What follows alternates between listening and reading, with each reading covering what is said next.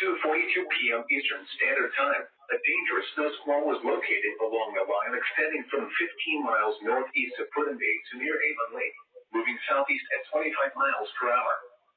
Hazard: whiteout conditions with near zero visibility associated with intense bursts of heavy snow and gusty winds leading to blowing snow. Wind gusts greater than 35 miles per hour. Source: radar indicated.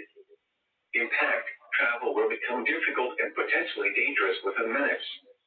Potential impacts to portions of I-90, I-71, I-480 and State Route 176 within Cuyahoga County and far eastern Lorain County.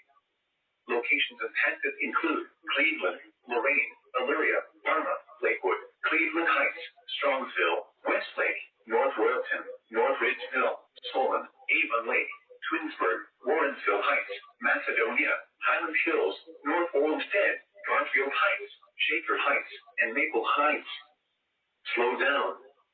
Rapid changes in visibility and road conditions are expected with this dangerous snow squall. Be alert for sudden whiteout conditions.